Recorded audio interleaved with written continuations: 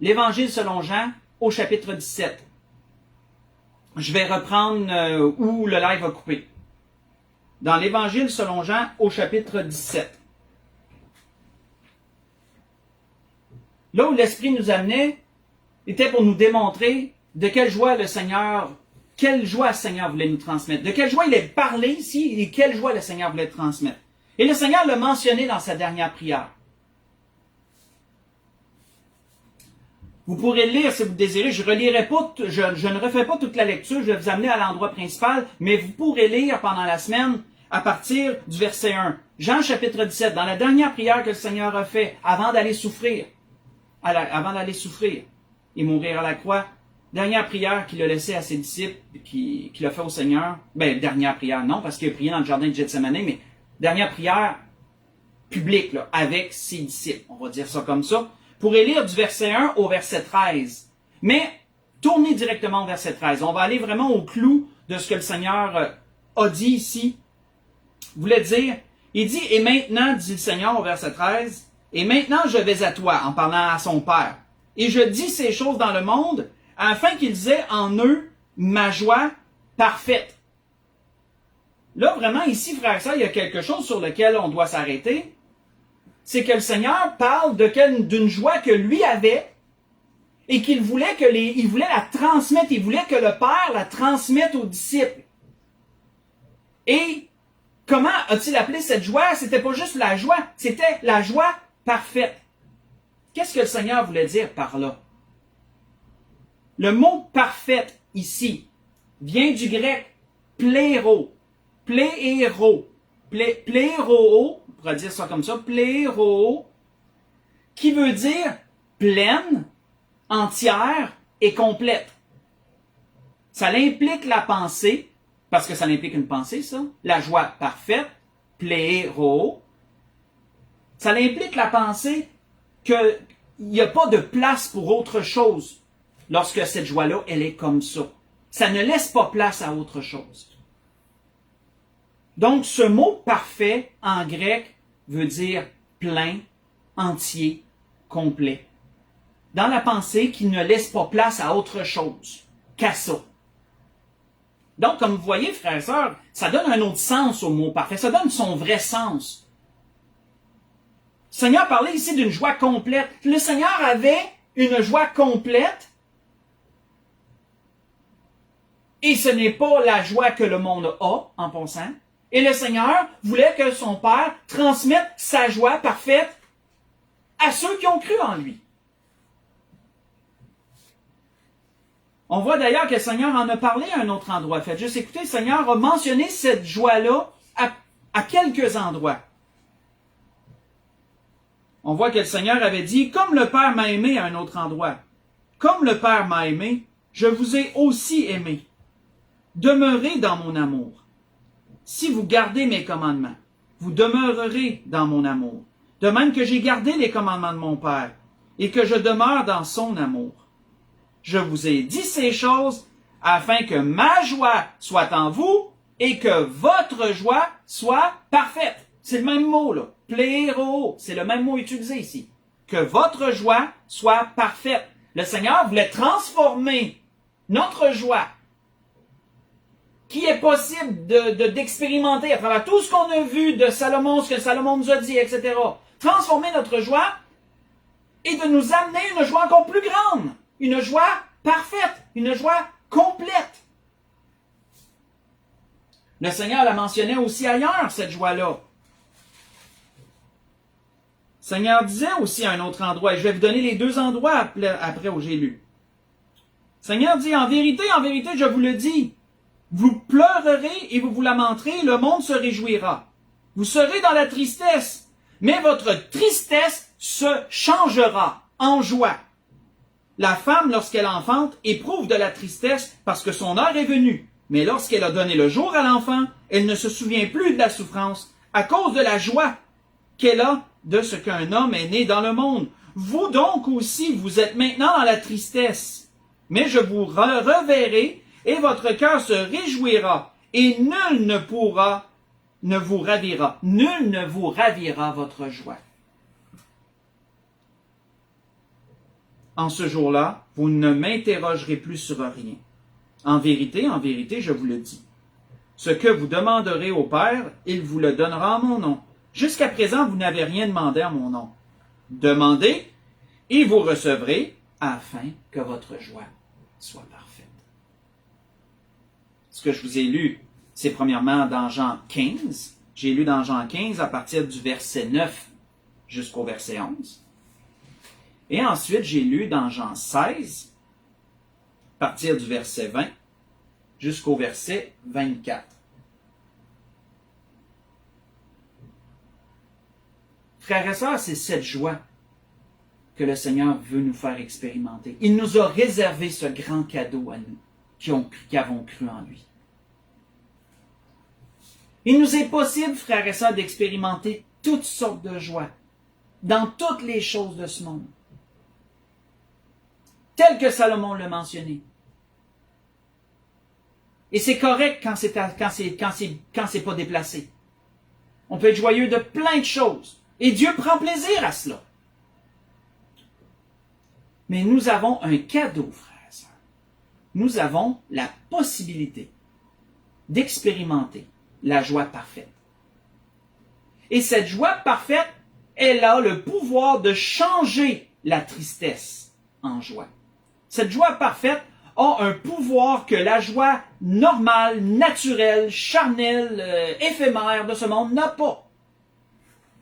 Cette joie parfaite, elle a le pouvoir de remplir nos cœurs et de ne pas laisser place à la tristesse.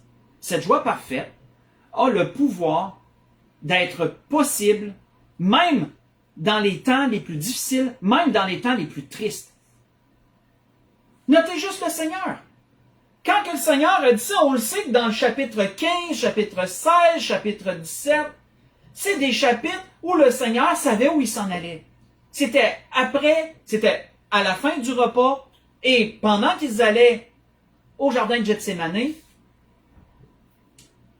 le Seigneur savait ce qui allait arriver et le Seigneur parle de joie parfaite. Et il parle de cette joie parfaite qu'il veut leur transmettre. Le Seigneur était capable d'être joyeux même lorsqu'il s'en allait souffrir et mourir à la croix. C'est quelque chose, frères et sœurs. C'est quelque chose.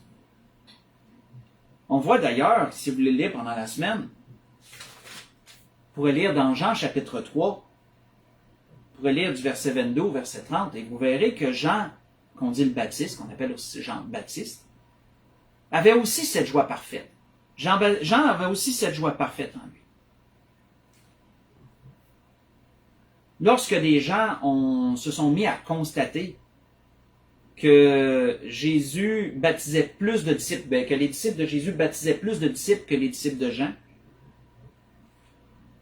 qu'est-ce qu'il dit? Il dit que Jean, lorsqu'il a entendu ces choses, il s'en est réjoui. Il dit, il faut que je croie, il faut qu'il croisse, puis il faut que je diminue. Puis là, il a parlé de l'époux, puis il a parlé de l'ami de l'époux, mais après ça, il a dit quoi? Il dit, ma joie, il dit, elle est parfaite. Ma joie, elle est parfaite dans ces choses. Frères et sœurs, d'où nous vient cette joie parfaite? Qui la produit? L'apôtre Paul répond à cette question. L'apôtre Paul disait ceci aux Thessaloniciens.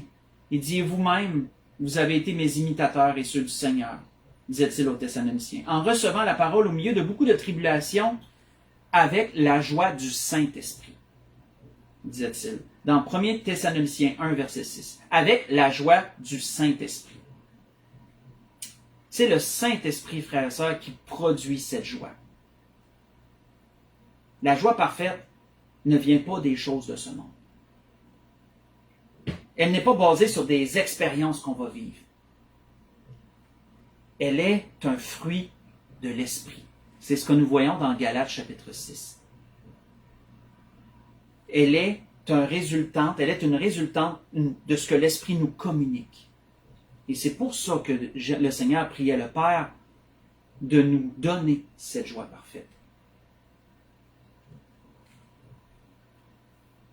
On voit que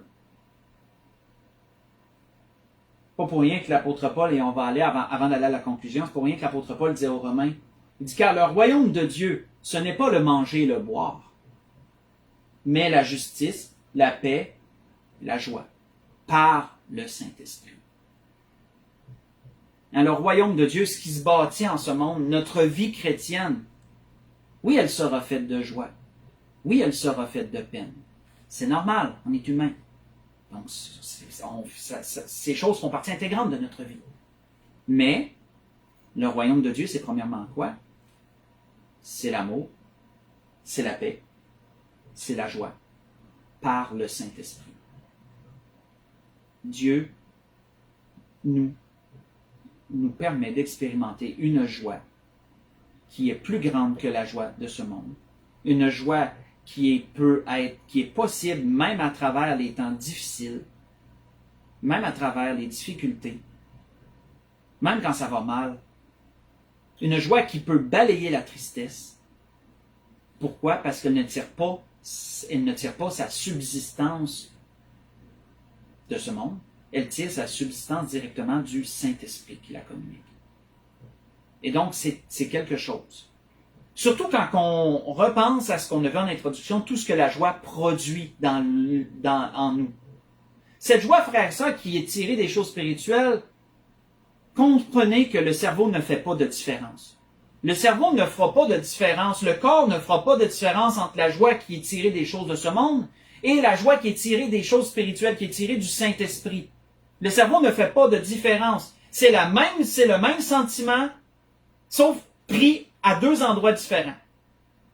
C'est le même sentiment. Et donc, le corps va produire les mêmes chimiques qui vont nous faire ressentir les mêmes bienfaits. C'est quelque chose. Et c'était sur ce sujet que l'Esprit voulait nous entretenir ce soir. Parce qu'on est dans des temps où on a besoin d'être joyeux. On a besoin de ne pas avoir perdu notre joie.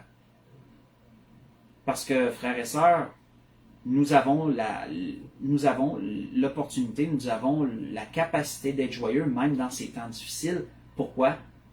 Parce que on a la joie du Saint-Esprit. Et le Saint-Esprit habite en nous. On ne peut pas être plus connecté de ça pour l'expérimenter.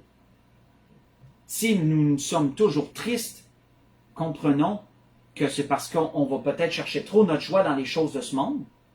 Et c'est pas mal en soi, là. On n'est pas en train de dire que c'est mal. Mais peut-être qu'on base trop notre joie sur des choses de ce monde et pas assez sur les choses de l'éternité. On ne laisse pas assez le Saint-Esprit nous communiquer la joie du Seigneur, sa joie parfaite. Parce que là, on va être capable d'être joyeux même dans des temps difficiles. Pour conclure ce que l'Esprit a voulu nous donner ce soir, pour retourner dans Pierre, 1er Pierre, chapitre 1. Et c'est de là que ce que Pierre dit, que ce que Jacques dit, on n'ira pas dans ce que Jacques dit, mais Pierre en fait mention. Et c'est de là qu'on peut comprendre la capacité de faire ce qui nous est dit là. Quand Jacques dit « Regardez comme un sujet de joie complète les diverses épreuves auxquelles vous pouvez être exposés », ça, d'un point de vue humain, c'est un non-sens. On l'a vu, pourquoi? C'est un non-sens. Mais si tu comprends que la joie parfaite vient du Saint-Esprit, ben à ce moment-là, oui, tu es capable de regarder comme un sujet de joie. Je dis pas que c'est facile. Je dis pas que ça se fait dans un claquement de doigts. C'est un travail de connexion entre nous et Dieu et le Saint-Esprit. Mais c'est possible de regarder comme un sujet de joie complète les diverses choses auxquelles on est exposé, sachant ce que ça va produire à la fin. Parce que le Saint-Esprit peut nous apporter d'être joyeux à travers ces choses. C'est possible. On voit que Pierre disait, lui, et on va conclure là-dessus, Pierre nous disait, 1 Pierre chapitre 1, si on lit à partir du verset 3, il dit « Béni soit Dieu, le Père de notre Seigneur Jésus-Christ, qui, selon sa grande miséricorde, nous a régénérés pour une espérance vivante, par la résurrection de Jésus-Christ d'entre les morts, pour un héritage qui ne peut ni se corrompre, ni se souiller, ni se flétrir. Il vous est réservé dans les cieux. À vous qui, par la puissance de Dieu, êtes gardés par la foi pour le salut, prêt à être révélé dans les derniers temps. Et ce qu'il vient de dire là, ce qu'on vient de lire jusqu'à présent, là, la grandeur de l'héritage qui nous est réservé dans les cieux, un héritage solide, hein, comme le Seigneur le disait dans les béatitudes, comme le Seigneur le disait dans le début, un héritage qui ne ramassez pas des trésors sur la terre, où la teigne et la rouille détruisent et où les voleurs persédérent, mais amassez votre trésor dans les cieux, où la teigne et la rouille ne peuvent détruire. C'est ça que le Pierre nous dit, là. C'est à ça qu'il fait allusion. Et où les voleurs ne peuvent percer ni dérober. On voit que toutes ces choses, le salut, la délivrance qui nous est réservée, qui s'en vient bientôt, par la foi qu'on a, c'est là ce qui fait votre joie. Ce sont des choses spirituelles que l'Esprit peut nous communiquer de la joie parfaite qui vient du Seigneur à travers ces choses. C'est là ce qui fait votre joie. Quoique maintenant, puisqu'il le faut, vous soyez attristés pour un peu de temps par diverses épreuves, afin que l'épreuve de votre foi plus précieuse que l'or périssable, qui cependant est éprouvée par le feu, ait pour résultat la louange, la gloire et l'honneur lorsque Jésus-Christ apparaîtra. Vous l'aimez sans l'avoir vu, vous croyez en lui sans le voir encore, vous réjouissant d'une joie merveilleuse et glorieuse. Ça, c'est la joie parfaite. Vous réjouissant d'une joie merveilleuse et glorieuse, parce que vous obtiendrez le salut de vos âmes pour prix de votre foi. C'était ce que l'Esprit voulait nous parler ce soir, frères et sœurs. L'Esprit nous a parlé ce soir de l'importance de la joie. Dieu veut qu'on soit joyeux. Et il n'y a pas de mal à faire des choses dans cette vie pour être joyeux.